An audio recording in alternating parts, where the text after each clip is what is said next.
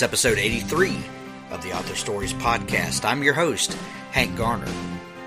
Today's podcast is brought to you by Audible.com. Get a free audiobook download and 30-day free trial at audibletrial.com/Hank. That's Hank. Over 180,000 titles to choose from for your iPhone, Android, Kindle, or MP3 player.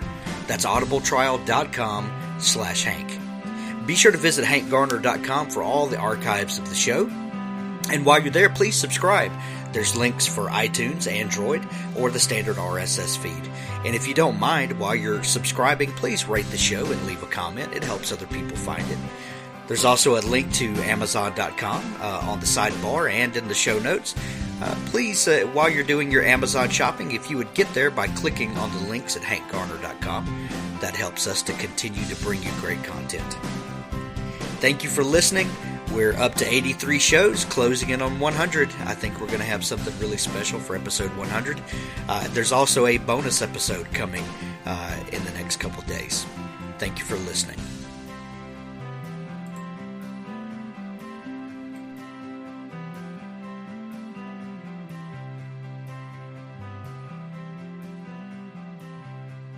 Well, thanks for joining me again for the Author Stories podcast, where I bring you the story behind the stories and the storytellers.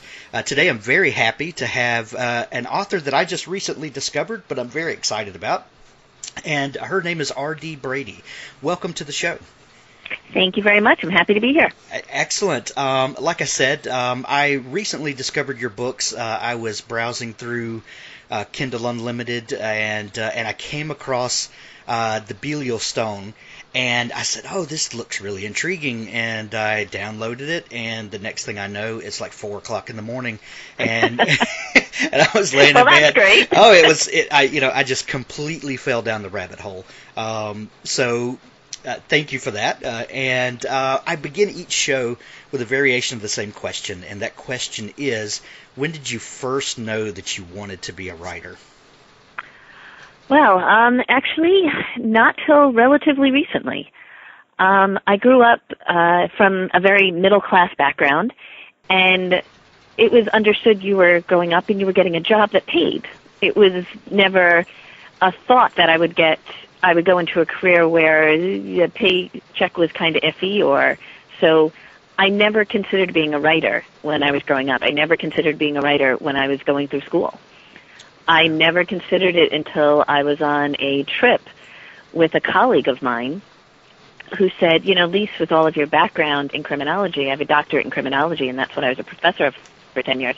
And he said, you really should write a book sometime. And it was interesting he said that because I kept making up these stories since I was a kid in my head, but I had never truly considered sitting down and writing them until probably about 8 years ago. Wow.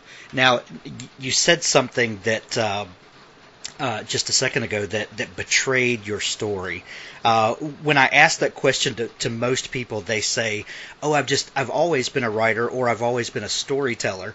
And when you said just came about recently, I said, "Wow, that's really different." But then you just said you'd always made up these stories in your head. Well, sure. I'd never written them down though. Right. But I didn't start writing them down until much later, and then it was just kind of like a doodle, almost. When you doodle, you don't think, "Well, I'm going to go rush out and see if I can get a gallery opening." Right. You just kind of doodle. Right. And so I had done things like that, but even that I didn't do until I was out of school. So I was in my early 30s before I even really started writing anything down. Wow. Yeah. But I would sit in class. It's true. I remember, not to throw my teachers under the bus, but occasionally classes were boring. Yeah. And, I'd imagine, armed gunmen bursting into the classroom. I'm escaping through, the vents and saving the day. And, so, I did kind of, escape into my own little head and tell these stories. But I never wrote them down until my early 30s. Now, as a criminologist, does that sort of creative thinking, does that help your day job? It does, actually. I can imagine. Because the thing with being a criminologist is you're always trying to figure out, well, why do people do what they do? Yeah. What's the motivation behind it? And that definitely helps when it comes to writing. But it also helps when it comes to understanding that when you're talking about the quote-unquote bad guys, they're not always bad guys. Mm. Sometimes not everything in the world is going to be bad. Right. Sometimes they're going to be good guys who make bad decisions. Sometimes they're going to be people who are just in an unfortunate circumstance. So it does definitely influence how I look at characters, and characters aren't always going to be good people. They're going to try, but they're not always going to be good people either. Well, that brings up a great point, because in writing, you can always tell when you're reading, if someone's characterizations are well done, because most of the time, like you said, they're very rarely is pure good and pure evil. We all seem to be on this kind of sliding scale of gray, where a lot of people have good intentions and bad follow through, or but that's really great. Did your years of learning about criminology and then actually putting that into practice, can you see that has had an effect on your writing? Oh, absolutely. Absolutely. I mean, I went into criminology because, not that I was always this good person, but when I did things wrong, I was racked with guilt. And, I would shake. And I was a horrible bad person. Like, I'm not good at getting away with it. And I'd, hear these cases, and I try to figure out how they could do this. And one of the first cases I ever heard, I remember as a kid, and I was reading the newspaper, and there was a story about this family in Queens who had been killed. And the whole family had been killed, including the kids, except for an 18-month-old baby who had been found just covered in blood. And they said that they thought that the child had lived because she was asleep, but she was next to a sibling, and therefore she got all this blood on her, so they must have just assumed she was dead. And I remember reading that, and I thought, how could you do that? How could you walk in and do that? And so I tried, since a very early age, to always try and figure out why people do what they do. So I step into their shoes and try and say, okay, this is me. How do I react to the world? How do I see the world? How does the world affect me? And you see the world very differently then. The way I see the world is going to be different than the way one of my characters sees the world if my character is very different from me. And so it definitely has influenced that. And when I went into criminology, it was the same kind of thing. I even got into trouble in criminology because I had trouble looking at things from what's called a macro level, so from the societal level, because I'd always break it down to the individual and say, yeah, but what's the individual thinking? So it's always influenced how I look at people, whether it be characters or in real life, trying to figure out what their motivation is. Why are they trying to do what they're doing? I can totally see that. That's excellent. When you were a child and you first got into reading, what sorts of stories intrigued you? Well, my parents are from Scotland, and my mom would go home and visit. Most of her family all of her family was still there. She married my father and came over here. And so she would go and she would pick up these books, and she would always bring them back. And there was a series of kids' books by Enid Blyton, and they were titles like, The Fabulous Five and The Adventurous Six. And there was these tales of these kids who were going on all of these, like Swiss Robinson kind of adventures. They'd be on a deserted island, or they'd be trying to track something down. And those were the first books I remember as a kid being absolutely lost in. I would sit in my bed and I would just read them, and my parents would come up and be, come on, go outside. And I'd be like, okay, I'm almost done, hold on. And still trying to finish my book before I got kicked outside and away from my books. So those are the first ones as a kid that I remember getting lost in, like these British kind of adventure stories for kids. And they were just incredible. They were wonderful books. I think that's fascinating, because having read the first book in your series and part of the next, I definitely pick up on that love for adventure. And I was telling my wife the other night when I was reading that book, I was like, I said you can tell that she has a background in criminology because of these great crime stories, but with a with an Indiana Jones kind of twist, and I love that about it. I could really tell that you're a fan of those genres. Oh, I'm absolutely a fan of those genres. I mean, those are the types of stories that, I mean, like James Rollins books, you know, like you just have to love those kinds of books that, you know, you say to yourself, okay, I'm just going to read a little bit. And then you get to the end of 1 chapter and 2 chapters and 10 chapters and you're going, okay, I have got to go to sleep at some point. And I love those books. I've always loved reading those books. So when it came to me writing a book, I was hoping that those books would provide the same sense of adventure and just a little bit more to other people that read them, because I mean that's the fun, is getting lost in a book. Yeah, absolutely. So you went through college and you got your degree, and then you went through and got an advanced degree. Yes. Were you working in the field, obviously? No. Well, I was doing research. Okay. So my area was all research. So actually, right before I started writing, I'd already gotten tenure, and I was on my sabbatical, and I went on this fellowship with probably about a dozen or so other academics, and we went to Israel. It was a counterterrorism fellowship. So I went to Israel, to Tel Aviv, and we were going to Tel Aviv University, and we're having all these counterterrorism experts who were, telling us what they knew, and then we're going up to the West Bank, and we visited with some survivors, and, it was just really this incredible experience. And I remember when I came home, I had written a book with some of these colleagues, and I'd finished up 2 other articles, and I'm looking around, and my daughter at that point was only about 5 months old. And I'm like, okay, and as soon as I have time, I'm going to sit down and try and write a book. And I'm looking around and I'm thinking, this is it. I'm not going to have any other time to sit down and write a book. Right. She's young. My other 2 were already in school, and I thought, okay, I need to get moving. I've got a year off from academia, so I need to see if I can actually write a book. And so that's how I kind of ended up really sitting down and getting started. But in terms of, experience, it was experiences like that where you're kind of doing the research and you're hearing about these cases and you're trying to figure them out, and it just kind of, it does influence, your writing. It has to. There's no way it can't. Sure. Where did the idea for that first book come from? So you've got some time, you've been doing research, and obviously you had no shortage of ideas, probably, but where is... I'm always intrigued by that one idea that takes root and forms into a whole story. I think most writers walk around with all sorts of ideas that kind of bounce around in your head, but for some reason there's one that takes root. What was it about this story that came alive to you? Well, I knew I wanted to write. I knew I had the character of Lainey. I had this kind of general idea. But I didn't have like the big overarching story yet, and I was struggling to figure it out.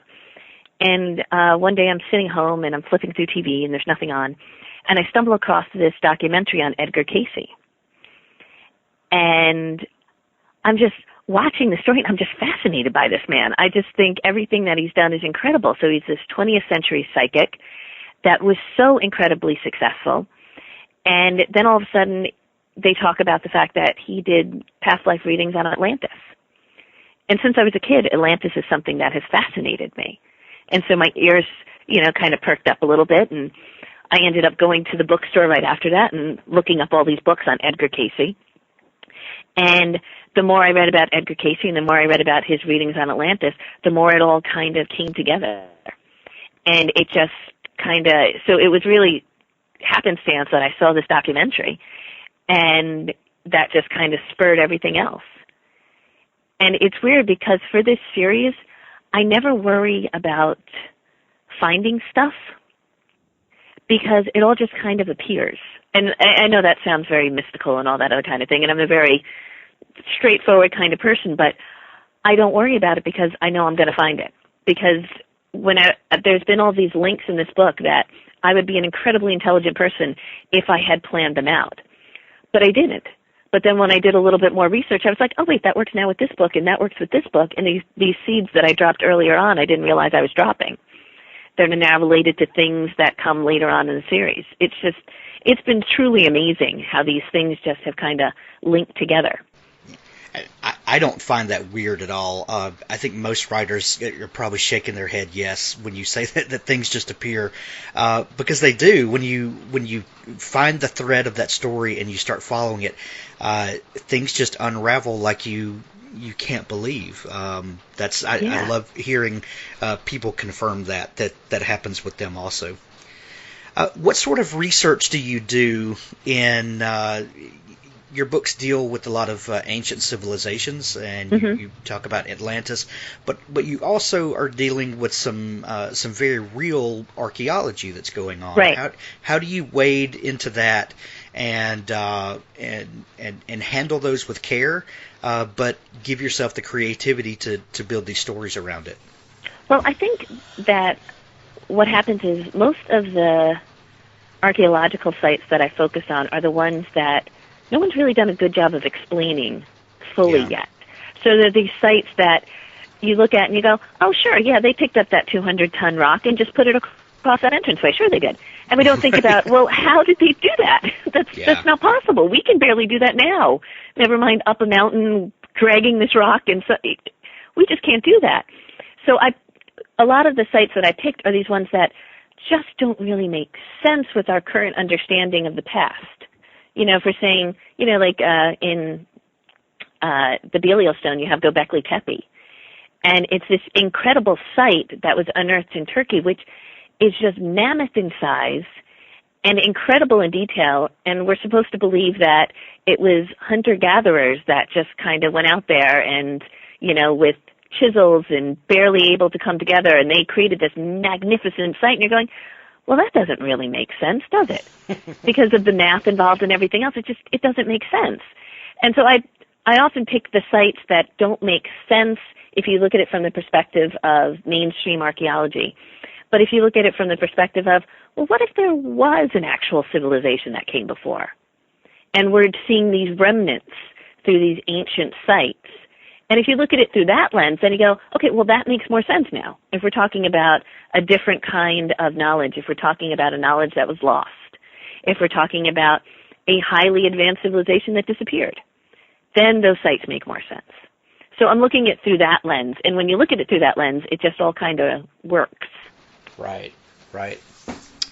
So you wrote the first book. How long did it take for it to come to fruition, and when did you know that you were onto a real idea that was going to be a real thing?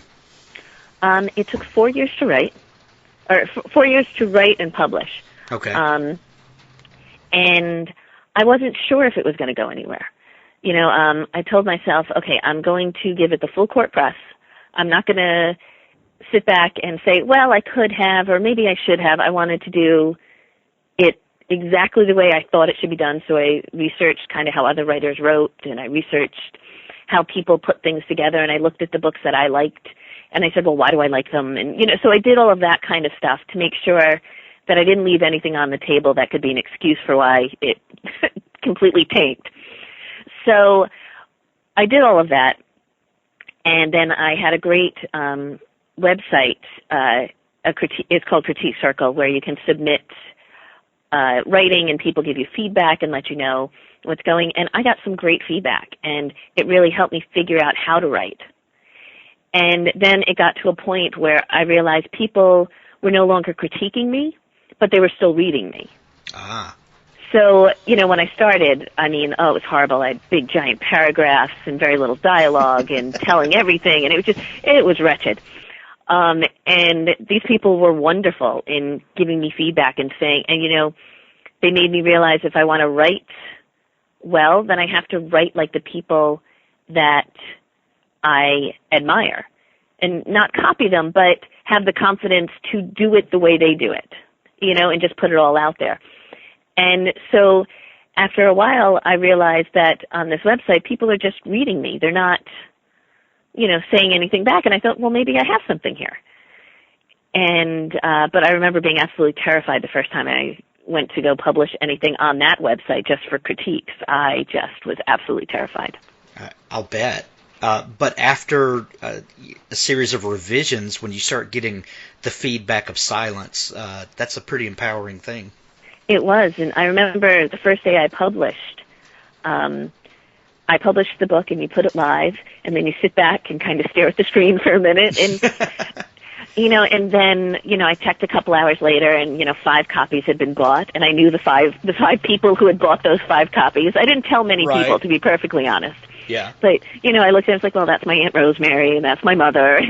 So in my head, I knew exactly who had bought it. And then the next day I checked, and it was 102.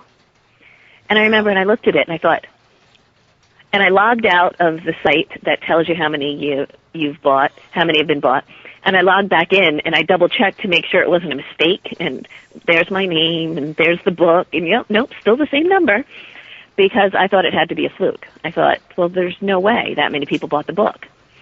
And so, yeah, it's been amazing. Yeah. So you published that first book in 2014, is that right? 13. 13, okay.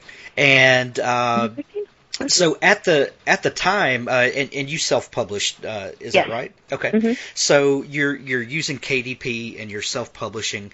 And how did you begin to get the word out for that book? Or did it just kind of take legs of its own? It took legs of its own. I really had no idea how to advertise. I mean, I had a website, but, it got a handful of views every now and then. It wasn't anything that was going to generate traffic towards anything.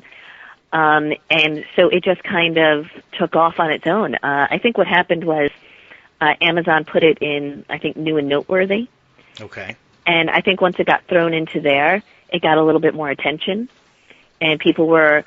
And back then, I think it was, even though it was only a couple of years, so it doesn't seem like it should have been very different. I think it was easier for newer books to get attention back then. Yeah. Nowadays, I think, what are they up to? Like 3 million books a year are being added on, so there's a lot more competition. Yeah. So, I didn't do anything. I'm the one who is probably the most shocked that the series has done so well.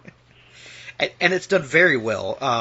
The first book, I'm looking at it on Amazon right now, and it has, at the time of this recording, 1,336 reviews with a better than 4-star average. Yeah. That's pretty amazing for a debut book. Yeah, that is. That's incredible. Congratulations on that success. Thank you. That's pretty amazing. Before we go further, let's pause for just a second, and I just want to tell the listeners that for you, the listeners of the Author Stories podcast, Audible is offering a free audiobook download with a 30-day free trial to give you the opportunity to check out their service. The great thing about this is you can sign up. You go to audibletrial.com/Hank, Hank, and you can pick any book in their catalog, and you can get it for absolutely free. And if you decide that you don't like the service, you can cancel before you ever have to pay a dime. And I want to give an audiobook recommendation. I would like to recommend the first book in R.D. Brady's Belial series, The Belial Stone. I loved it. I think you will too. But what book would you recommend, RD? I would actually recommend Hominid, which is a book outside the series. That book for me was just such an incredible blast to write. It's an unusual book. The idea is that what if we're not the only hominids on the planet? And what if somebody stumbles across one? And morally, what do you do? What's the right thing to do here? And so it's written in the same tone as Belial Stone in terms of there being science behind it and there being adventure and all that kind of thing. But one of the things that I really like about it, it's kind of what I call a plausible Bigfoot story. What would actually happen? And it's just the interactions between humans and Bigfoot, and it was just so much fun to write, and it's just chock full of science. And I did so much research for that book, it was insane. That is, without a doubt, one of my favorite books. It was just a real joy to write. The name of that book again? Hominid. Hominid. Find Hominid by R.D. Brady at audibletrial.com/Hank. Sign up, get your free copy of the book, and then get all of the other ones that she has available. Okay, so back to the Belial Stone series, and then we'll get back to Hominid in just a minute, because you just really piqued my interest with that one. But so you published this first book. I think by anyone's standards, that's a near immediate success. I think most people would love to sell 100 copies in a month, much less in an afternoon, or in a couple of days. What was your first reaction, and then did you know immediately that you needed to follow this up with a second book? My first reaction was absolute shock, because I had done the research, and I knew if you were lucky, you sold 100 over a year. So I was like, okay, well, maybe I'll do, 10 books a month, and, which has put me above, because that would be 120 a year. But I thought maybe somewhere around there, that would be good. And I actually had planned on putting out a different book. I was going to go in a different direction. But because the Belial Stone did so well, I thought, I had always planned on making it a series, but because it did so well, I thought I should probably put that out sooner rather than later. Like, while people are interested in the Belial Stone, I should probably come out with a follow-up. And I actually ended up writing the Belial Library in the direction it did, with more of a focus on Henry, because in some of the reviews, people said, I really want to know about Henry. I really want to know about Henry. And I thought, well, okay, let me tell them about Henry. And so it was really kind of the feedback from readers that helped me determine the direction that the Belial Library was going to go. So I'm very thankful that people actually took the time to give me feedback. And, some were great to send me emails, and some just wrote reviews, but it really helps kind of figure out where the series is going sometimes, because sometimes someone will write just one line, and it'll start me thinking, and I'll go, I wonder if I can make that work. And then it's off to the races, because I'm trying to figure out how to put this together. So I knew I had to get that one out quicker than 4 years that it took me to do the first one. Right. It was a big... the success of the first one was definitely the factor in why the second one came out as the second one, but also as quickly as it did. Yeah. Was the second one easier to write in that, do you feel like that you already had the world built and the characters established? Did you find it easier because you didn't have to familiarize yourself with the characters? Was it easy to just pick up and carry the story forward? It was, and with each book it's gotten successively easier because I understand the world. I mean, trying to figure out the plot and the background and all that, that's never easy.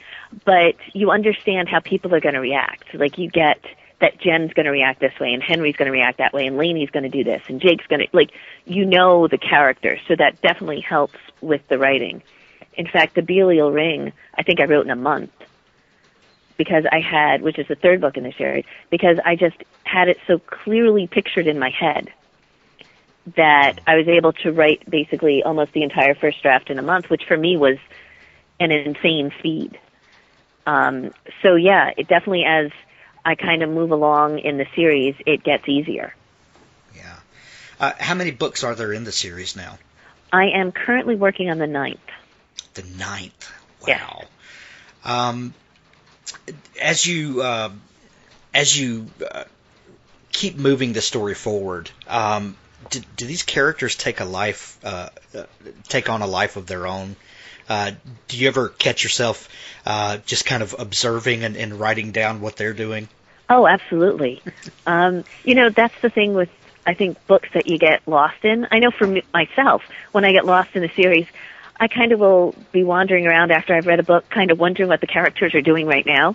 Yeah. As if they kind of have their own little dimension where they currently exist, and they're, going food shopping or whatever they're doing. But in my head, they're still living. So I definitely find that with my own books. I feel this need to write about them because otherwise they're just sitting there waiting. And I feel like we kind of need to still hear what they're doing. At what point, are you still teaching? No, I actually retired, I call it, to switch careers to writing full-time right before the Belial Stone came out. Wow. So were you, before the first book came out, you did that? Yeah, well, my backup plan was I figured I had a doctorate. I could probably get a job somewhere. Right. So I thought, all right, I'm going to go ahead and just try this for a year. Full court press. We'll see how we do. And if that doesn't work, well, then I'll have to find another job. Yeah. Do you feel like that resigning yourself to that decision early on, do you think that helped? I think a lot of people maybe consider writing a hobby, Right. and you were willing to go all in. Do you think that had an effect on maybe on the quality of your writing, or the attention that you were able to give it? I definitely think it had an effect on the attention because as a professor, you spend a lot of time doing stuff outside of the classroom, and it's very hard to find time to do other things, which is why it took 4 years to write the first one. There's papers to grade, there's tests to write up, there's papers for you to write, presentations, committee meetings, so on and so forth. So finding the time to squeeze writing into that, plus a personal life, is really, really difficult. So it definitely helped with the focus, and it also helped me make sure that I viewed this as a job. Not in a bad way, but as in put your butt in the chair, you must write this much, and then you can get up. Right. And give myself that structure that if you're going to do this, you need to do it in a structured way and make sure you're getting stuff done.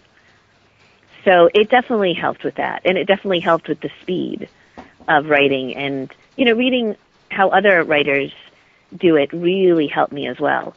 So in recognizing that I'm not the only one out there who's sitting by themselves, perhaps, typing away on their laptop. Right. So you've been doing this full time for 3 years? About 3 years, yeah. About 3 years. Has your daily routine changed in that time?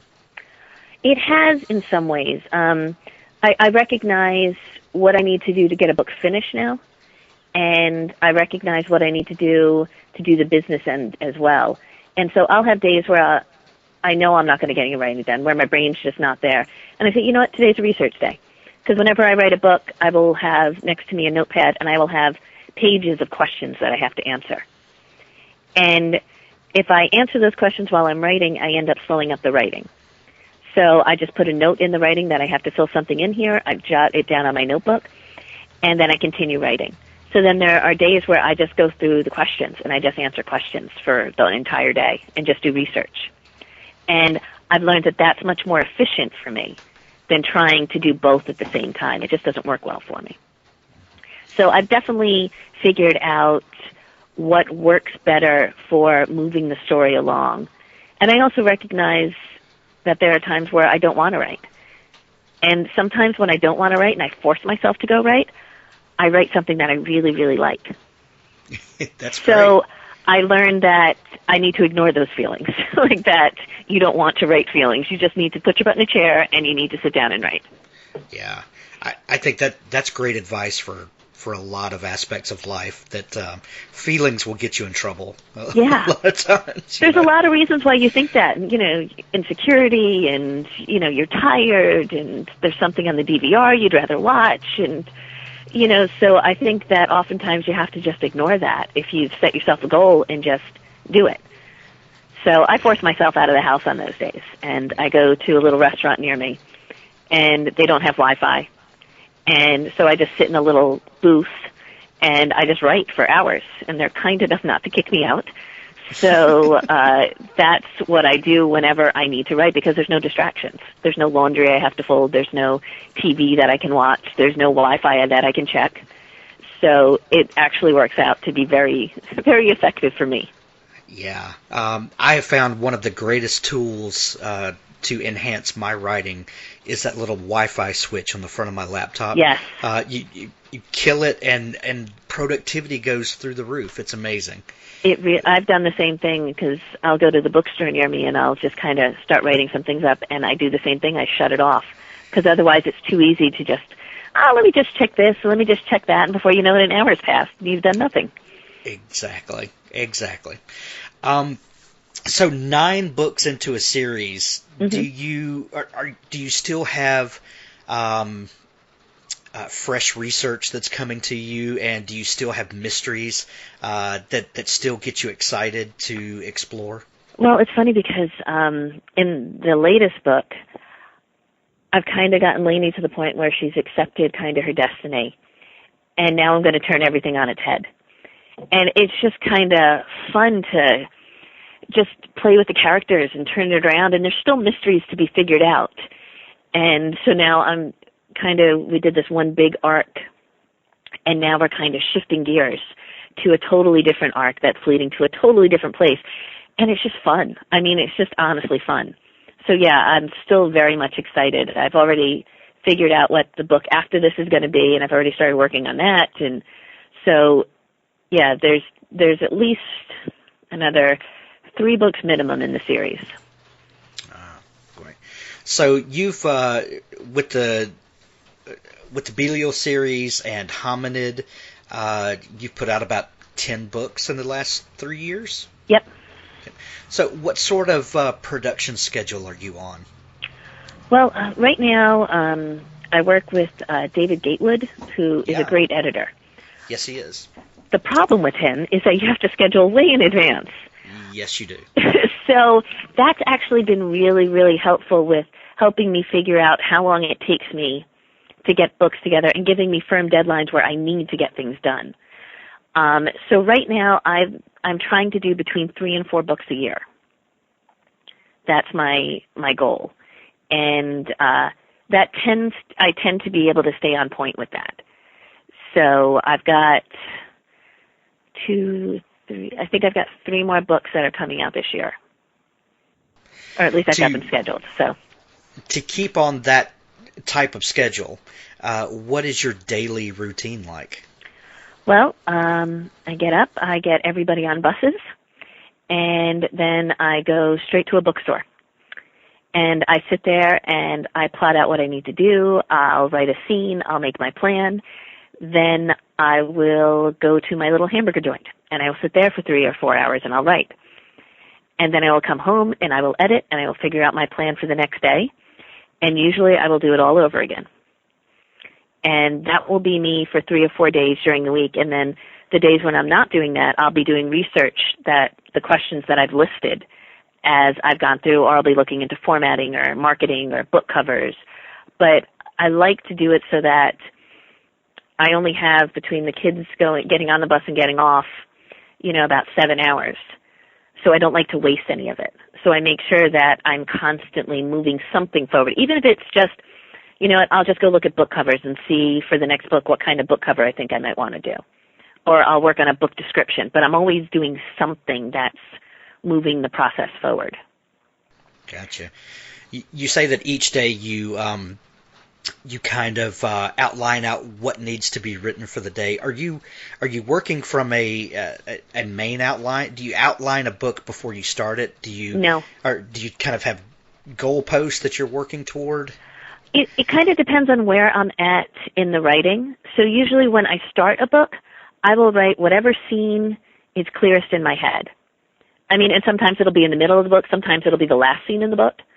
So I'll write whichever one is clearest, and then I have to figure out how to get there. And so I'll sometimes jump back and forth from different parts of the book. I'll go to the beginning, I'll jump to the middle, I'll go back to the beginning, I'll go to the end or 3/4 of the way through. So I don't work from an outline in that sense. I have kind of a general idea, this has to happen, then that, then that, then that. But I don't work from any kind of formal outline. I work from it from the perspective of, okay, what needs to be in this next section? Well, this has to happen, and this has to happen, and this has to happen. And then I'll sit down and say, all right, take that first one. How do you make that happen? And then I'll start writing. That's interesting. Diana Gabaldon was on the show. Yes, I listened to it. Oh, great.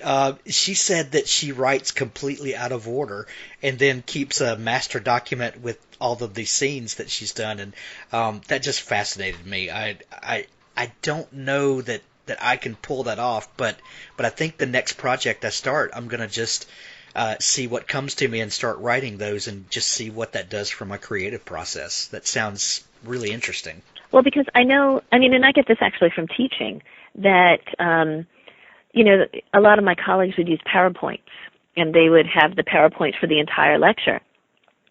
And I did that once or twice, and I found that it really got in the way of the conversation. So you'd be talking to students about a particular theory, and then they'd say something that related to another theory, and you'd want to kind of go there and talk about that and then come back to where you were at. And with the PowerPoint, you're kind of restricted. And with outlines, I guess I feel the same way, that I'm kind of restricted, that I've already laid out, well, this has to happen, then that, then that, then that. Whereas with it kind of just being more general and vague, I get to jump around a little bit, and sometimes it changes the direction of where I end up going. And for me, that's a good thing, that freedom to kind of make those changes kind of on the fly. It works out for me. Just that's how my brain works. I tend to not be able to focus on just one thing at a time. There tend to be a couple of things working. So that works out really well for me. Gotcha.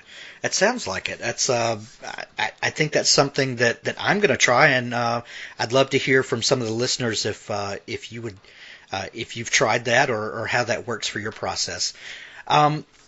Tell me about Hominid. This book, you really piqued my interest earlier. Is this completely outside of the other series? It is completely outside, but it comes from the Belial series. Okay. Because in the Belial series, I started doing research on the different types of hominids that existed on planet Earth. So there have been over 20 different types. So different types of human beings. And I was just fascinated by this idea that we had really short humans and really tall humans, and some that were closer to apes and some that were closer to us. And what really fascinated me was the fact that they overlapped, that at any given point in our history, you had more than one hominid on the planet. And I just thought it was fascinating. And I thought, well, why would modern day be different? Why would this be the only time where we didn't have this overlap? And so I thought, well, how do I make this work? How do I tell the story about hominids? And then I started also, at the same time, I was doing research on giants. And that fits into the Belial series as well. But I started looking at giants in kind of North American history. And I found all these stories. And of course, as part of that, you found all these stories about Bigfoot. So I had all these ideas about Bigfoot and hominids and different types of humans, and I ended up, slowly they started coming together, and I realized, wow, this is totally outside of the Belial series. This is a different story. And it just became, that was just a labor of love. I mean, that was just, since I was a kid, I was fascinated by Bigfoot. Yeah. And all kids know about Bigfoot. It doesn't matter how old they are. They all seem to know about Bigfoot. And it just became this tale that I was like, well, maybe I'll put it off and I'll do it later. And I thought, I really kind of want to write this now. and that's actually part of the reason that I ended up writing more books than I had planned one year, and realized I could write more books than I had planned, because I had started writing this book on the side. And I'd done the same thing with another book outside the series, Runs Deep. And I just kind of started, whenever, the Belial series was giving me grief, I would put it away and I'd just start working on one of these other books. And then I go back to the Belial series. And then I go back to these other books and I just write them. And so I ended up kind of pushing two books along at the same time. That's I love that idea. I asked some listeners a while back if they ever work on two projects at once, because right now I have two competing ideas in my head, and like you said, I'm kind of pushing two projects forward at the same time, and it's actually a lot easier than I thought it would be. I'm not saying it's simple, because you do kind of have things that tend to bleed over with one another, but it's not as hard as it seems. Well, and it's almost like you get a break from the stress of one by working on the other one. And to me, it was very freeing, because I felt like I'm still being productive. I'm just working on something else. And so for me, it works really well to work on two books at the same time. I'm always working on two books at the same time. Like, one's my priority, but there's always somebody else that I'm also doing something with at the same time. That's great. I was thinking I normally am reading 2 or 3 books at a time, and I said, you know what? If I can keep these stories straight in my head, why can't I keep two stories that I'm writing. So I loved hearing that someone else does that as well. I'm not just the only weird one. Oh, not at all. No, unless we're the only two weird ones out there, but I doubt that as well. Yeah. But I'm really fascinated by Hominid. I'm going to pick it up. As a kid growing up in the 70s, there used to be all these great TV specials about Bigfoot and stuff. And I think you're right. I think a lot of people are intrigued by that, and I love the idea of that there are things out there stranger than we want to admit that they are. I think a lot of my stories have those elements because I think most people are intrigued by that kind of thing, whether they want to admit it or not. And that's probably why we love these kind of stories. Well, when I was doing the research, I found that there's been Bigfoot sightings in almost every single state, including New Jersey. And the idea of Bigfoot in New Jersey to me is just, it's not downtown Trenton or anything like that. But, right. This idea that even in New Jersey people are seeing Bigfoot, that was just astounding to me. And, yeah, it's fascinating once you start looking into the research. I mean, it really is. And I remember those shows, too. I don't know if you remember, there was this crossover show between Bionic Woman and $6 Million Man. Yes. And Bigfoot was part of it.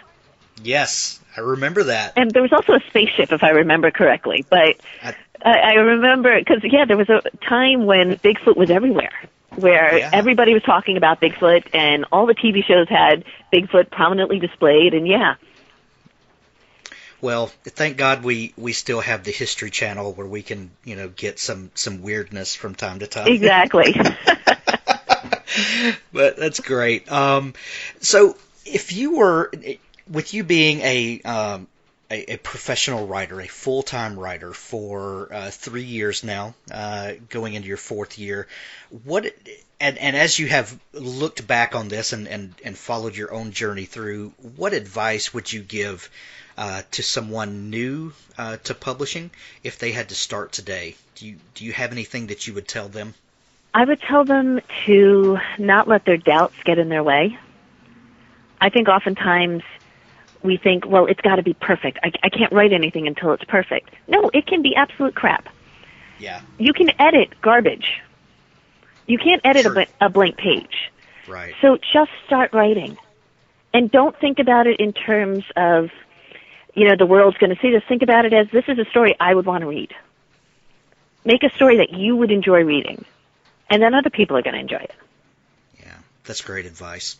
R.D. Brady, where can people find you to follow your work and to keep up to date with what's going on with you? Well, my books are available on Amazon, and I have a website called DesperateForAGoodBook.com. I love that URL. That's great. Well, and it's because I'm always looking for a book to read, and so when I come across a good one, I tend to put it up there so that people can enjoy them as well. So. Great. I have one other question for you that I just thought of as I'm looking at your Amazon page, and I see Kindle Unlimited highlighted. I found your work through Kindle Unlimited. Do you have an opinion about kind of where publishing is now and the tools that are available to publishers with Kindle Unlimited, with the subscription service? Have you found that has helped? Hurt or not made any difference in your personal publishing path? Well, I definitely think it's the way things are headed. So I think that's true. And I think Kindle Unlimited, they had a lot of problems with how they were paying authors, which they've, I think, done a good job of kind of rectifying. Yeah. But I do think that it is beneficial because it does, I think that they're more likely to push you a little bit if you're kind of part of their system. And I think that in this day and age, people are looking for deals. And I think that's kind of been the shift. It's not so much on the part of publishers, but it's on the part of readers. Because I find myself now where I won't pay a certain amount of money for a book anymore. Because I think to myself, well, why would I do that? I found great self-published books, so why am I going to pay $17 for a Kindle copy of this book? That makes absolutely no sense when I can get a $5 copy of this Kindle book. So I definitely think it's the wave of the future, and I do think it's helpful. I mean, I know some people have some concerns about where it goes and the exclusivity and all of that kind of thing. But nobody at this point in time beats Amazon in terms of distribution. True. So, in brick-and-mortar stores, the concept is wonderful to see your books there. But the reality is you get paid better at Amazon. Yeah.